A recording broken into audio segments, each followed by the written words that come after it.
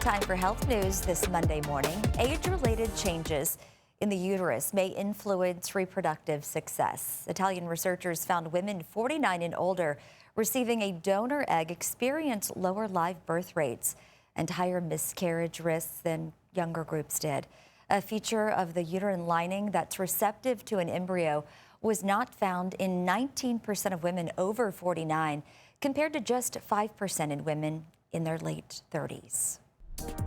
Well, people with different sexual orientations are screened for some cancers at different rates. That's according to a study from the Ohio State University Wexner Medical Center.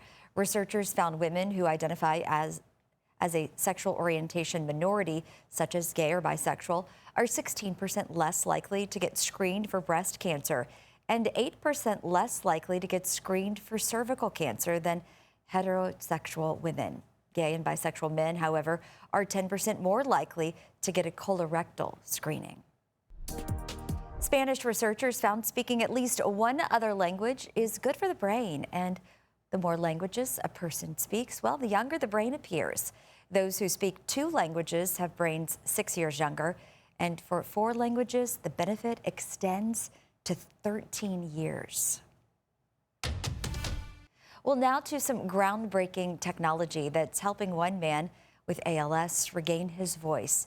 It is a terminal disease that robs people of their ability to move and speak. CBS's Gwen Baumgartner shows us how artificial intelligence is offering new hope.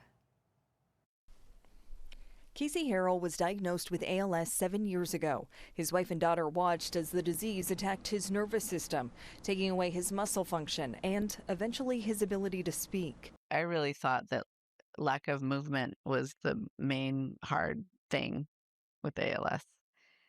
And man, no, it isn't. not even close. Casey's family says this technology has given him a new lease on life, brain to computer interface, allowing him to communicate again with his wife and daughter. It is very sweet to have the ability to look at my wife's eyes when she hears my voice and remind them of what I used to sound like. Researchers at UC Davis developed these sensors that attach directly to his skull and translate brain signals into speech, appearing on this computer screen as text and then projected through its speakers. So as Casey, the man in the study, tries to talk, we're recording that brain activity and we're using AI algorithms to map those patterns of brain activity to the phonemes, which are the sound units of what he's trying to say. Neuroscientist Sergei Stavitsky says the team used old audio recordings to recreate a voice that sounds like Casey's, and that the technology can identify Casey's words with 97% accuracy and in just seconds.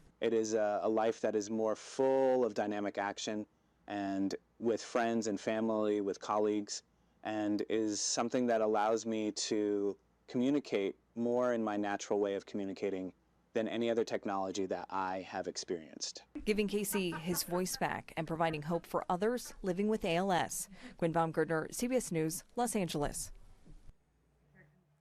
Casey's is the university's first trial patient. The research team at UC Davis says that, in addition to ALS, the same program shows potential for people who have had a stroke or who have cerebral palsy.